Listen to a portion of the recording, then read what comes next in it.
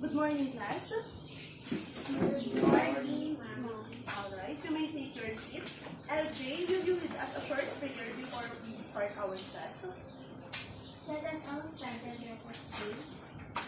O God Almighty, behold us your loving children, offering you today our works and studies. Help us, dear Lord, to be obedient to our teachers, to be kind to our classmates, and to be diligent in our studies. May you always grant us the courage to follow your will. Thank you, LJ, for that very meaningful and encouraging prayer. So, is everybody doing all right? Okay, very good. That's really good to hear. Now, as I call class, can you still remember the number which I gave you last meeting? Yes. Okay, so as I call your number, please say present if you are here. Number 1, number 2, number 3. Present, ma'am. How about number 4 Present, ma'am. and number 5? Absent. Okay. Anyway, he already texted me that he would make it today since he is experiencing fever. So, let's proceed to our next activity, which is entitled Two Truths and One Lie. Now, class, would you mind to read the direction as one? Here you go. Share something about yourself, and then truth and one lie, and let your classmates guess which one is a lie or truth. You can share either one fact or trivia about yourself. Okay, class. Did you understand the direction? Yes. Okay, so are you ready? Analyze. Okay. So, to elaborate more the direction, what you are going to do is share 2 truths, anything, a trivia or a fun fact about yourself, and 1 lie about also yourself. And then, your classmates would guess or anticipate whether what you are saying is a truth or a lie. Okay? Did you get it, class? Did you get it, class? Yes, ma'am. Okay, so are you ready? Okay, class, I am going to give you 2 minutes to formulate what you are going to say in front. Okay? So, do you have writing papers and pen with you? You can write it down so that you won't forget it when you are in front. Sige.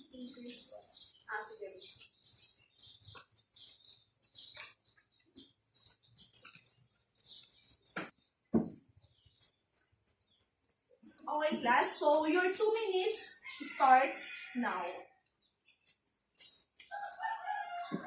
Anything about yourself? Yes. Anything about yourself. It can be either your family, your friends, your loved ones, anything basta connected.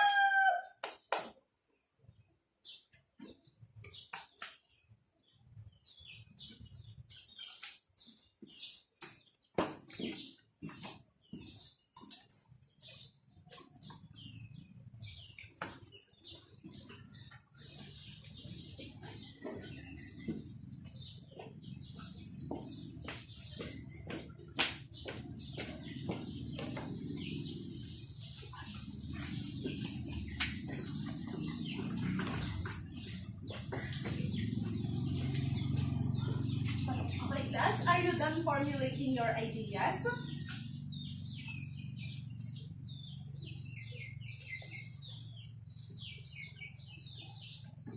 Class, are you done?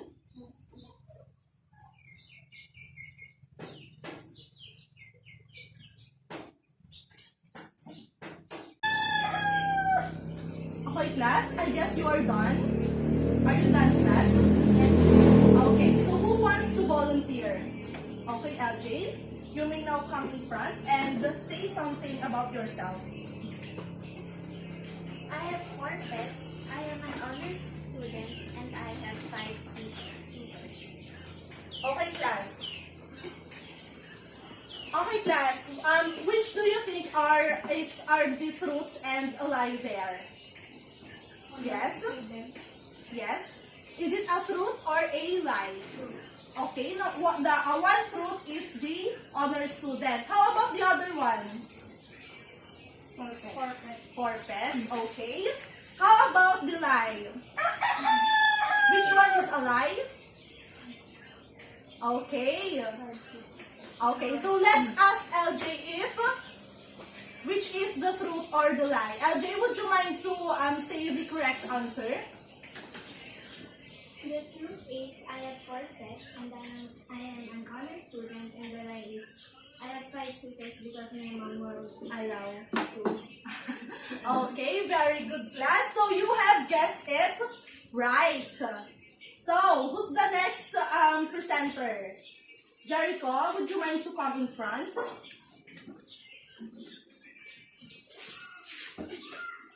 I'm 15 years old and 7 family members and a bad boy.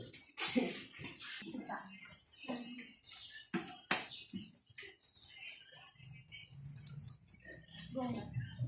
I'm 15 years old. Okay. Truth? Okay. Is it a truth, Jericho? Okay, very good. And 7 family members. Truth? Is it true, Jericho? Okay. What? Truth. You are a Bad boy. bad boy. Okay, class. Is it a truth or a lie? Okay, so it is a... Okay, class, so you have guessed it right. Jericho has 7 family members. And what is the other truth, Jericho? Yes. He is 15 years old and he is not a bad boy. So it is a lie. Very good, Jericho. So how about the next one?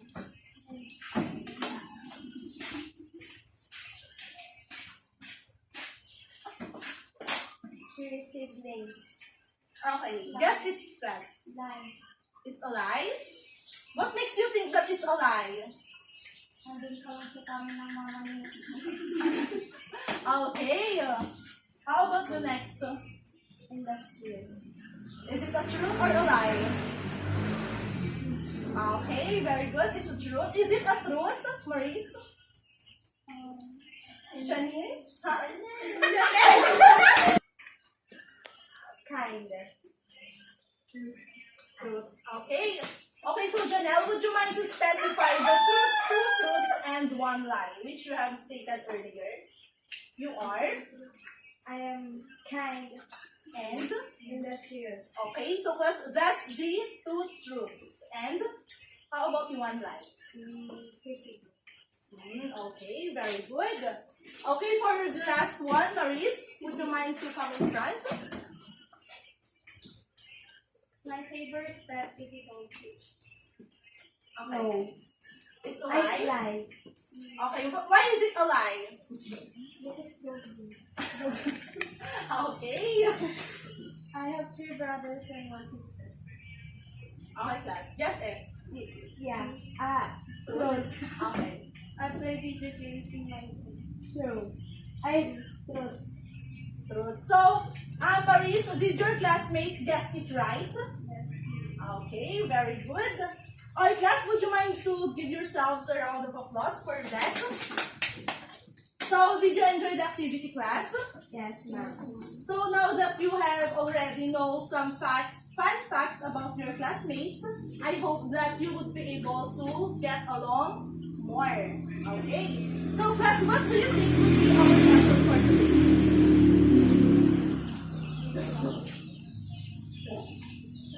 Is it connected to truth, fact? Okay. Make a guess. What do you think would be our lesson for today? Yes, Janelle, would you mind to stand up? Okay, good guess.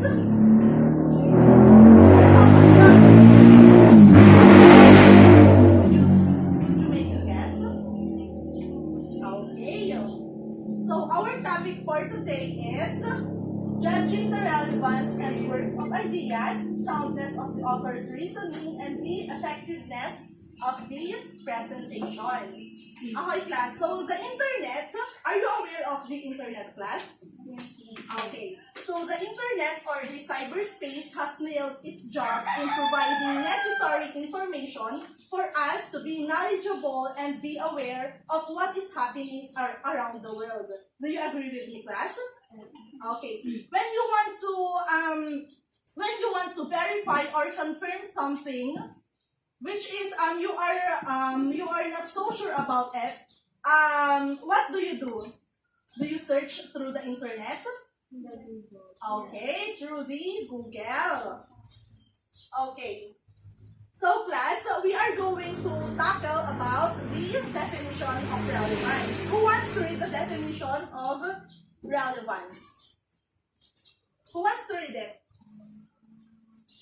Okay, Maurice, would you mind to read it? According to the glossary of education reform in education, the term relevance practically refers to the learning experiences that are either direct applicable to the person aspiring interest or cultural experiences of a student, or that are connected in some way to real world issues, problems, and tasks.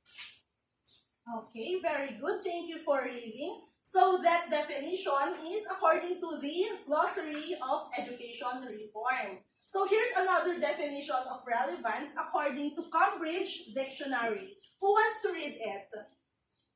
LJ, would you mind to read it? Relevance. According to Cambridge Dictionary, relevance is a degree to which something is related or useful to what is happening or being talked about. Okay, thank you for reading clearly. As it has been stated on the presentation, relevance is the degree to which something is connected to the topic. When we say relevance, class, it is corroborated with the term connected. It has a relationship or it can be connected to a certain topic. So relevance is how appropriate something is to what is being said at given time. Okay, class, did you understand? Yes. Okay. Now let us proceed to the definition of truth. Who wants to read it? Okay, Jericho, would you mind to read the definition of truth? It's just something that has been proven by fact or sincerity. In most cases, relevance like truthfulness at least Louder, please. sincerity since the pursuit of truth is a life work. However, if truth does not support the accepted purpose of the talk, it means the relevance wins out. Okay, class. So did you understand the definition of truth? Okay. So as it has been stated, truth is something that has been proven by facts or sincerity. If you are watching some telenovelas when the actors and actresses are arguing or they are fighting, or the couple, for an instance, the couple are fighting regarding maybe about a third party. There are instances wherein the partner is asking, "Tell me the truth." So the truth that has been denoted there is the sincerity, the sincere fact of what is really going on. Okay, class, did you understand? Did you understand, class? Yes, ma'am. Okay. So, class, since you have understood it, can you give an example of a factual or truthful information? You can browse the internet if you want to. Okay, so would you mind to give a truthful information about yourself? Okay, Janelle, would you mind to share a truthful information about yourself? A fact about yourself.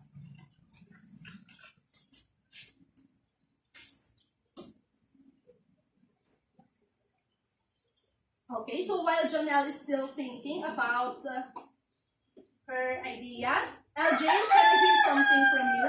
Can you share a truthful information about yourself? I am a dog lover. Okay, very good. Since you yourself already stated it, I think that is credible since it is a sincere truth. Okay, did you understand, class?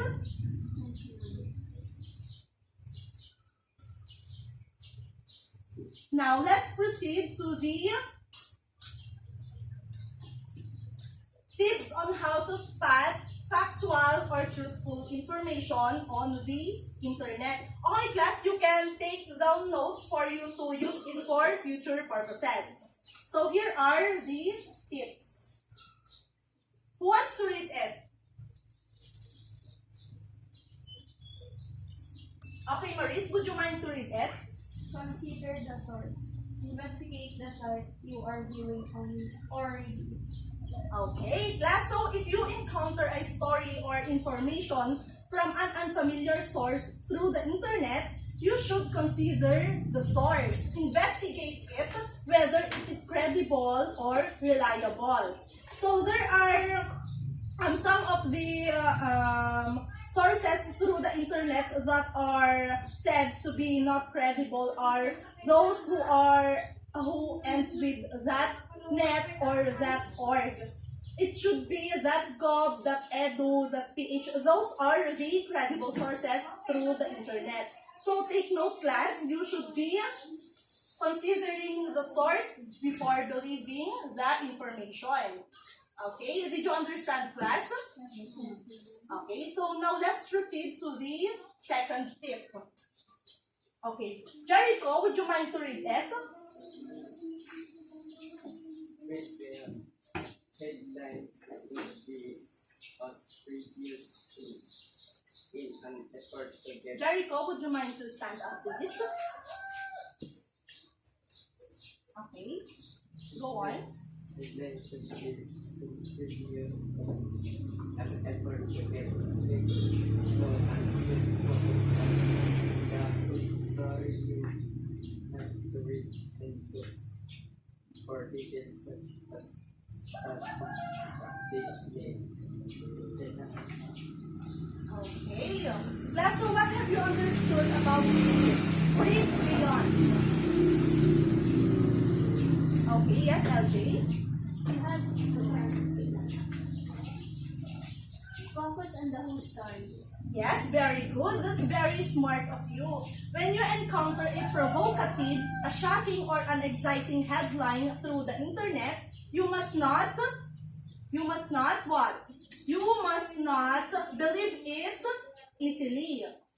Because you should still read the body. Because even in legitimate news stories, not all facts or not necessary informations are stated through the headline. Sometimes there are we call this spam through the internet that they are attracting us or they are devouring us to click on the headline. Okay, so it might be a way of phishing or fake news. It could be a fake news. Okay.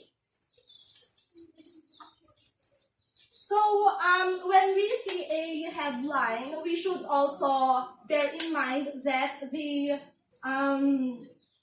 that there should be, what do you call this? There should be quotes from persons with authority, from experts, or there should be citations from persons like the president or something like that. Okay, class, did you understand it? Okay, now let's proceed to the next tip. Who wants to read it? LJ, would you mind to read it? Check the author. Do a quick search on the author to find out if they are real and credible. Okay, so LJ, would you mind to explain this tip? Check the author.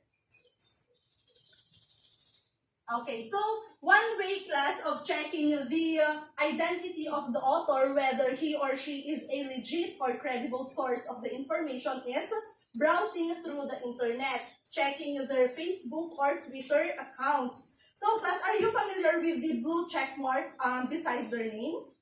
Okay, so if there is a blue check mark beside their name, it means that they are verified. So, class, when an author is already a verified author, it would be more credible and it would be reliable. Okay, did you understand it, class? Yes. Okay, so the next tip is verify supporting sources. Janelle, would you mind to read it?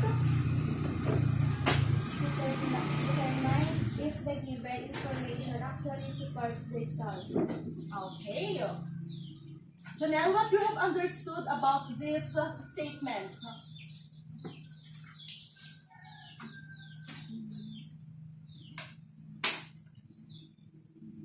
Okay? Okay, class. So when we say verify supporting sources,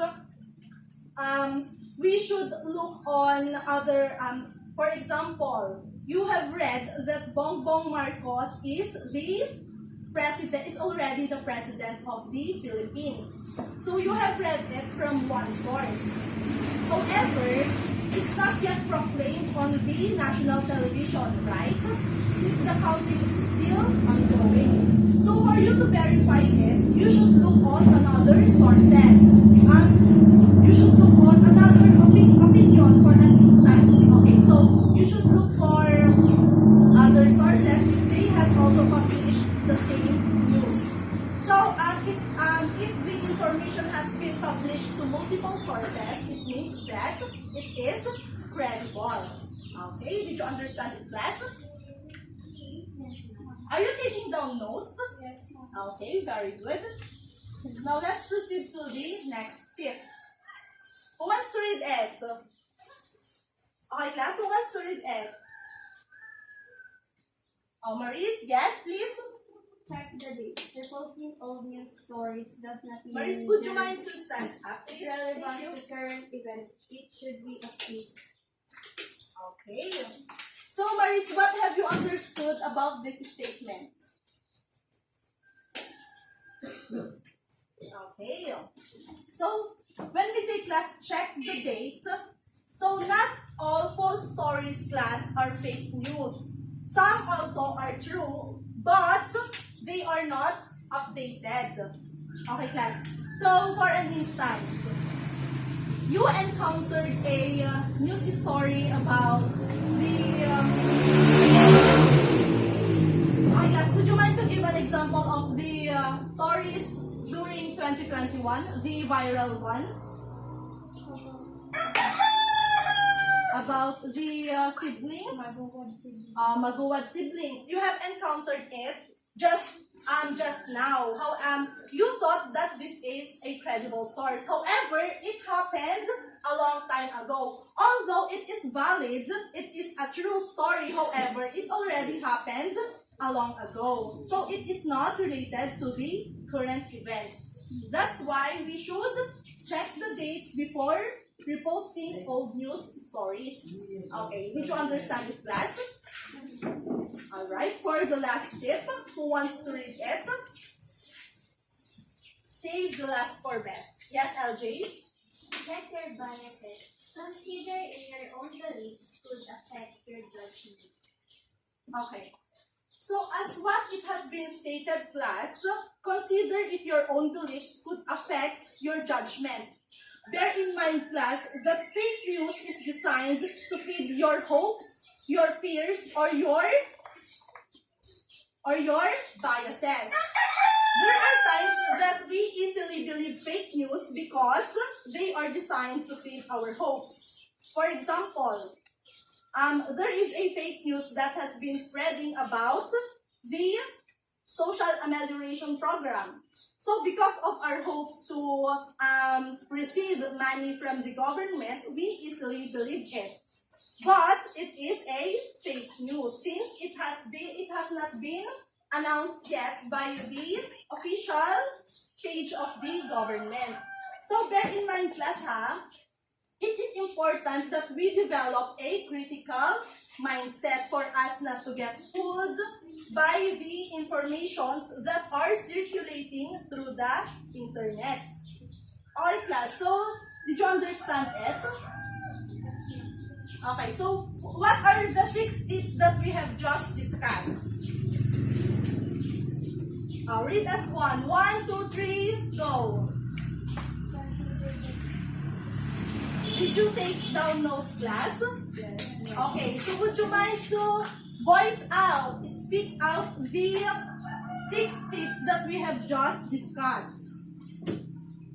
The first one is, Consider the source. okay, Read the yarn. okay, Check the author. Clarify supporting facts. Check the date. Check the analysis. okay, very good. Would you mind to repeat it, class? With unity, okay, and with energy, please. At the count of 3, you are going to recite it. 1, 2, 3, go. Consider the source. Read the yarn. Check the author. Verify supporting sources. Check the date. Check the analysis. Okay, very good. So, did you understand the tips, class? Yes.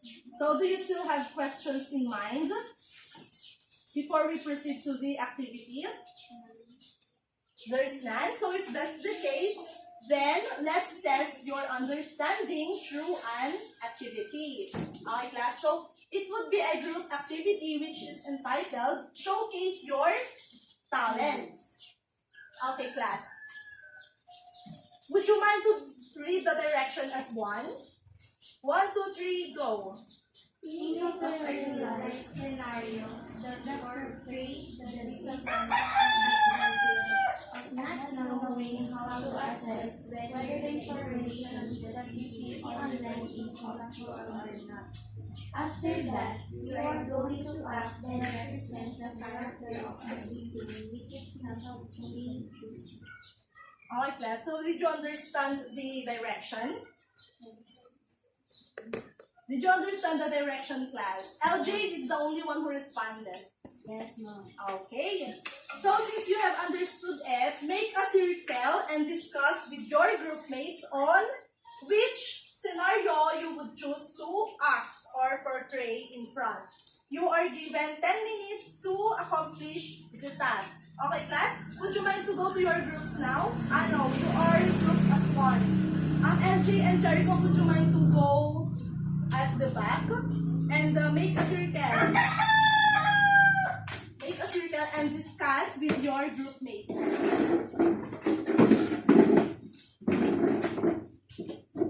Okay, class. So, since you are with your group mates, here's the rubrics. We have the relevance, creativity, and originality. You would be given 30% if the performance is relevant and the content is related to the topic.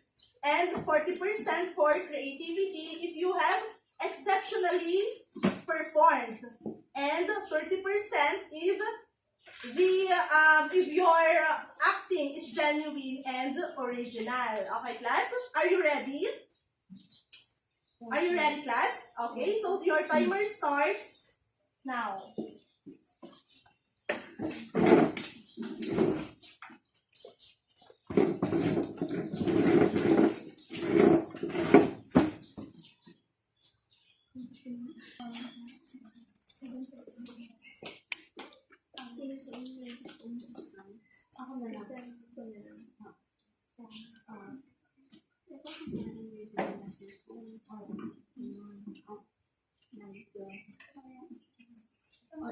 Oo, isang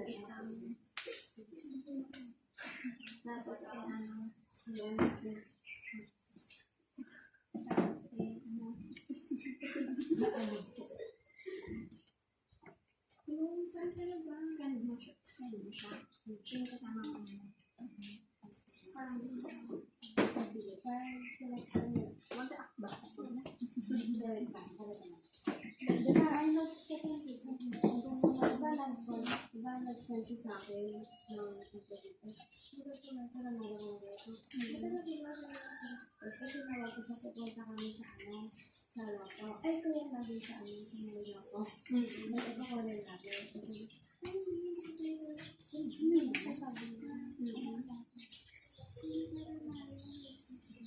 ay, hindi na English pa pala ako, diba? Mag-English. Ito lang yung isulat mo na ko sige lang. Mag-send sa akin.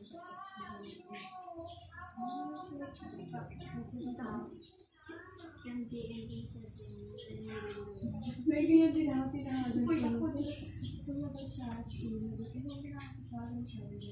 Ay, gano'n. Sabi na ano ba? Ay, ito yung kapag yung cellphone sa kanya. Ito yung sa kanya kapag yung phone. Ito yung sa kanya kapag yung phone. Pag kunwari ito natawag. Kaya lang mga gano'n mo.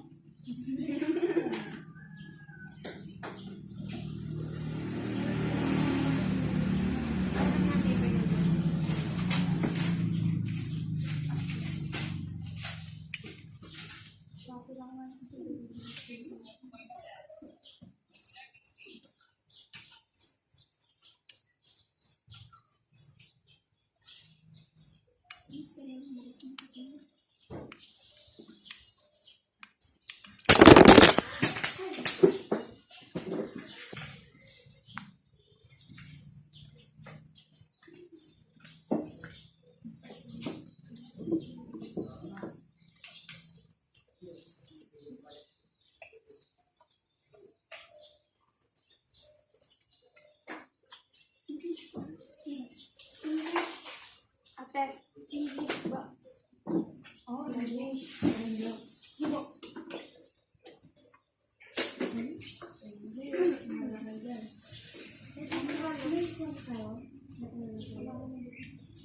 Ibo.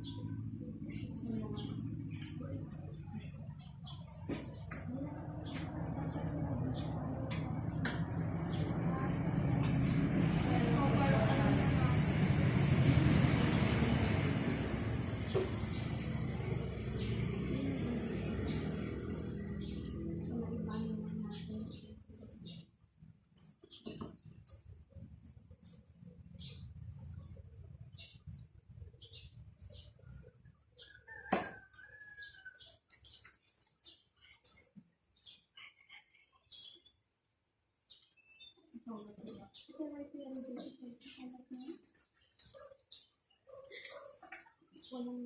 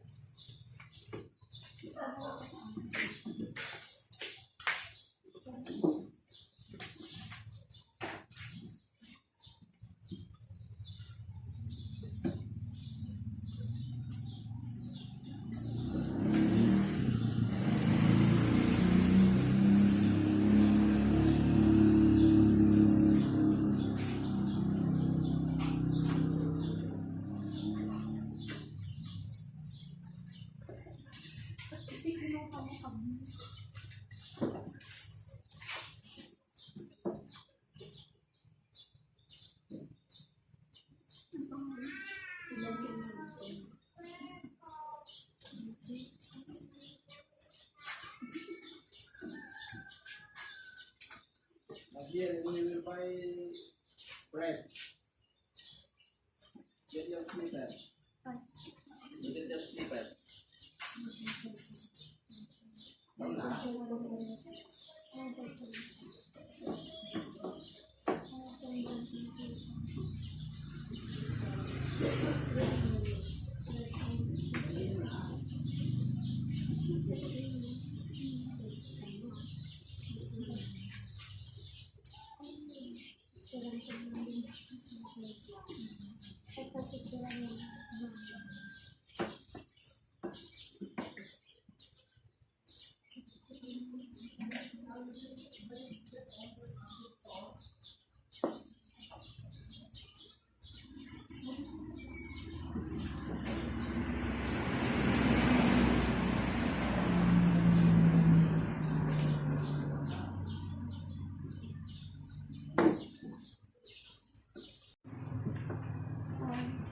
Okay, class, are you done finalizing your scripts?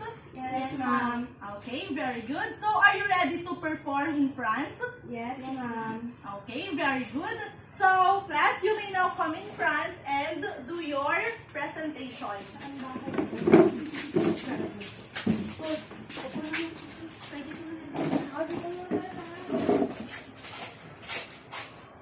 Our presentation is all about the example of online scanning.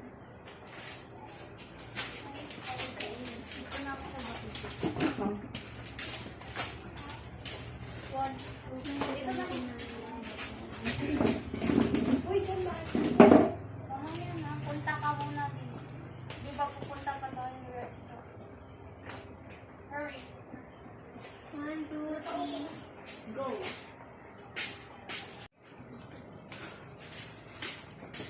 Hey, Maurice. I'm so bored right now. I have nothing to eat at our house. Can we go to the store? Sure, let's go.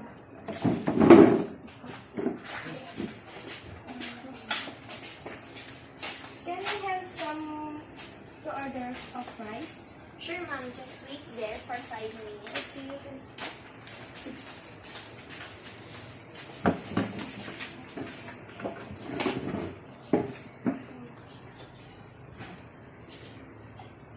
Oh, hey, Maurice, look at this. I won. Really? Oh my God, let's go to Palawan and get my prize.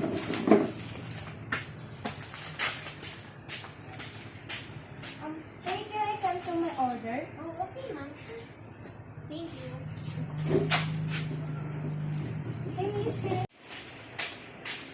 Hey, Miss, can I receive with you? What money, ma'am? Yes.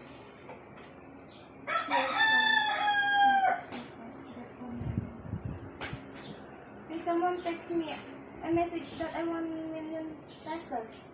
Huh? Who texts you that message? Can you call them? Okay.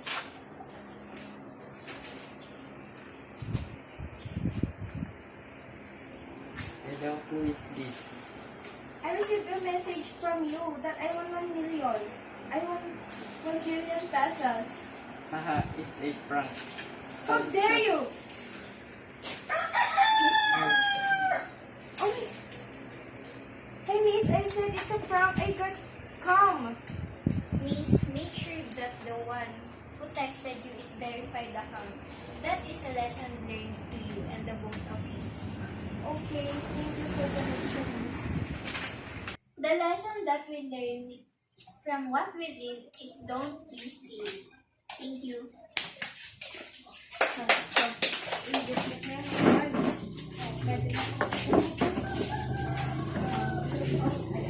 Okay, very good, class, for that outstanding performance of yours. Would you mind to give yourselves a round of applause for that? Okay, class, so for your scores, since you have presented since you have performed really well, I am going to give you 30% for the relevance since your performance is connected to our topic. And also for the creativity, it is indeed creative since you also have your scripts and the what? And your props, which are cell phones, which makes it what, class? Which makes it what? More creative. Yes, it is creative and very believable.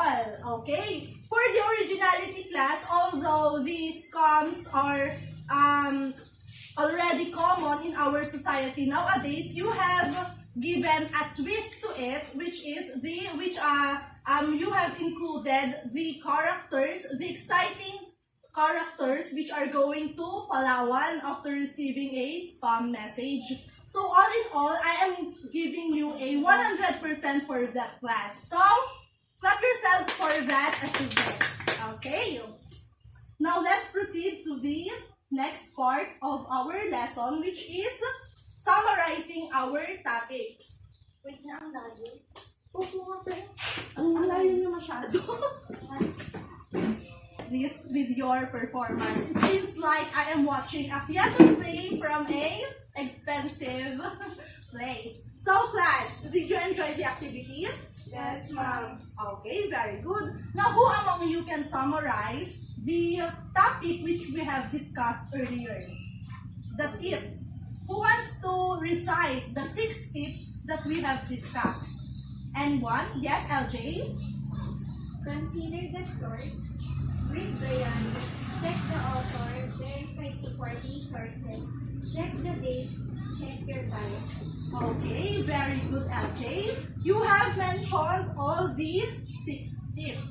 Now, class, let me ask you, why is it important to determine whether the information that we are seeing online is credible and reliable? Why is it important, class?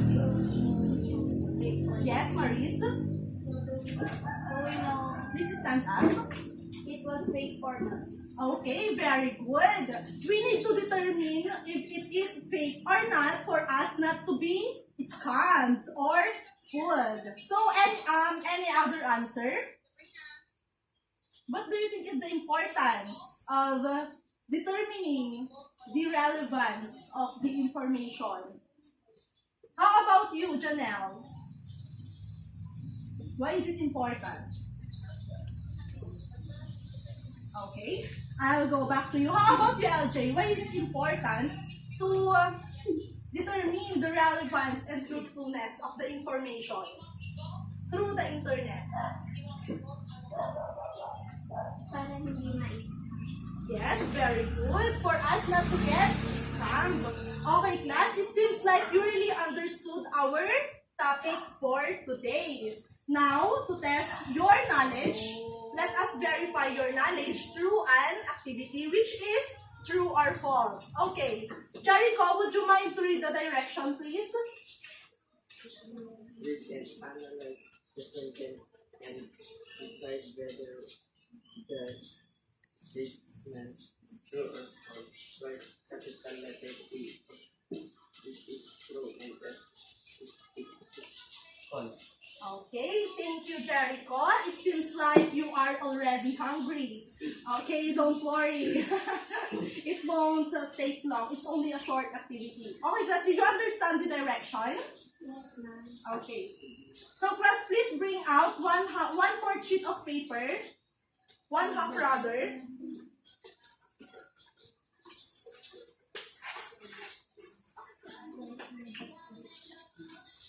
We have a lot of ball pens in here. Okay, so class, are you ready? So here's the first statement. I don't need to investigate the site of the news story that I have read this morning since my friend showed me a similar post from his Facebook friend which says that the information is true. Is it true or false? Write T or F, class, if it is true or false.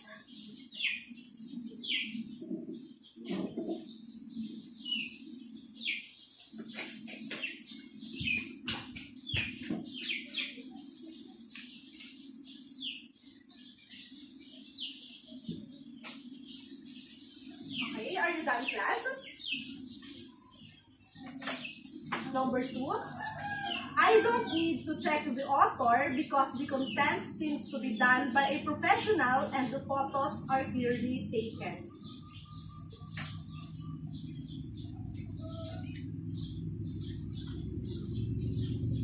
Okay. Are you done?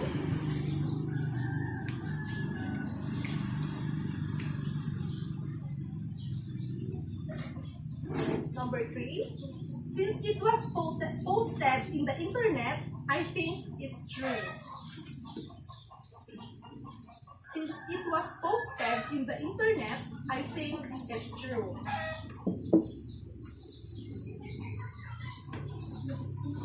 Okay, number 4, when the information seems to be suspicious, you have to investigate the source. When the information information seems to be suspicious, you have to investigate the source. Okay, number 5. When verifying the credibility of the author, it is necessary to visit their account on Facebook or Twitter and see whether they have blue check mark beside their name. Okay, number 6. In order to determine whether the information is factual or truthful, you have to read and look for details such as statistics, date, name, etc. Is it true or false?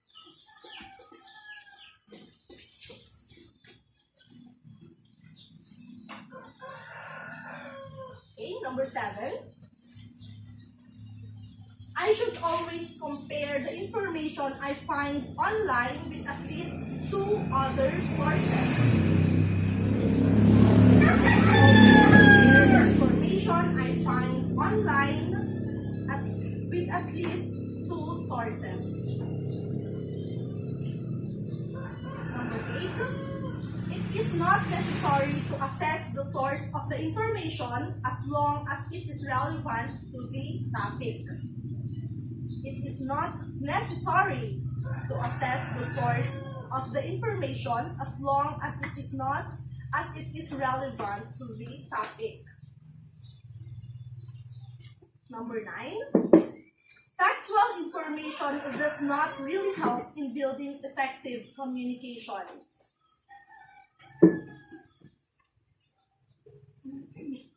Is it true or false? Number 10. Reviewing the source of the information is just a waste of time, so it is better to just skip that part.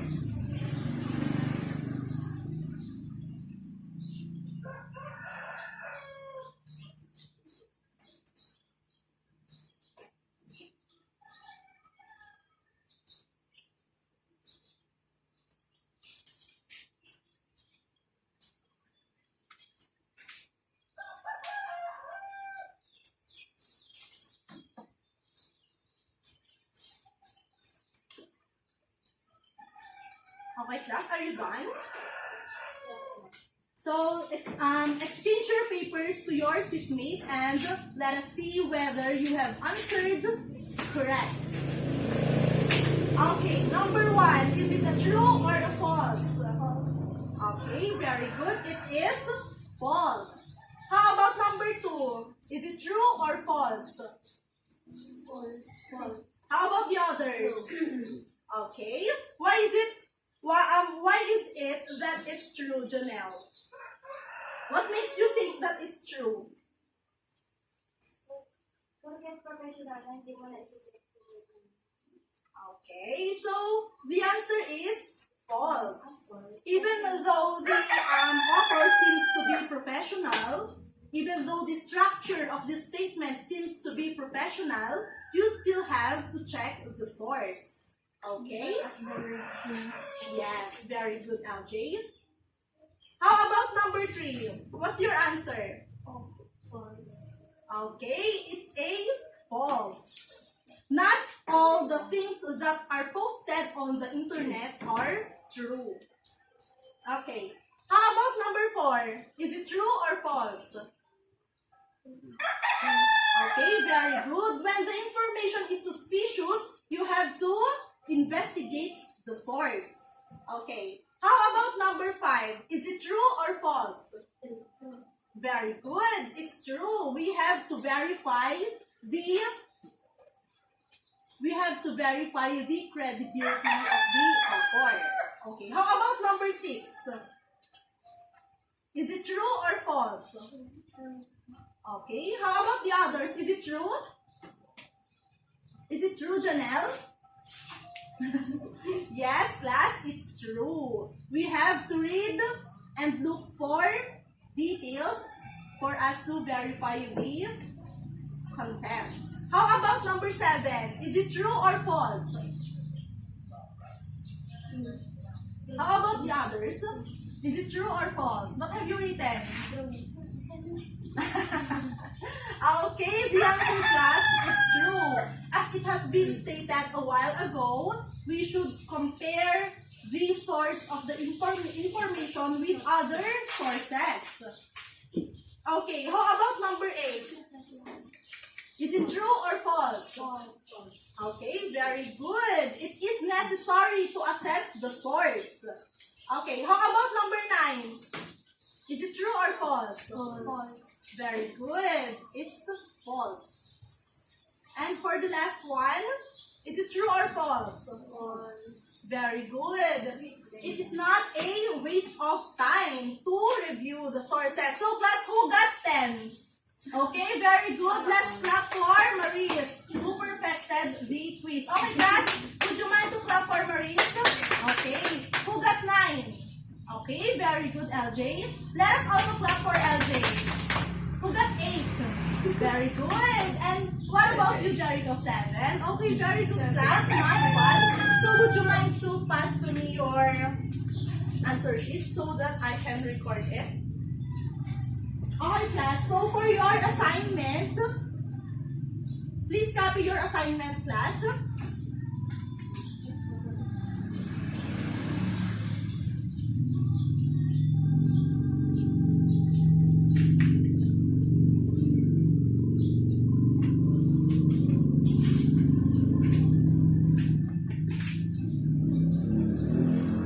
In your own words, make at least 3 tips on how to spot factual and truthful information on the internet. Besides from the tips that we have discussed earlier, you should make your own tips in your own words.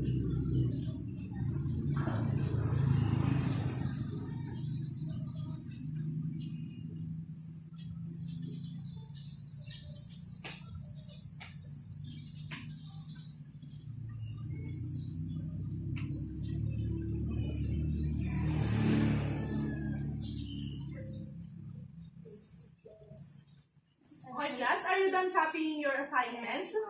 Okay, very good. So, do you still have questions in mind? Do you still have questions in mind, class? Okay, if that's the case, then let's call it a day. But before you go, class, please observe, play, go. Clean as you go.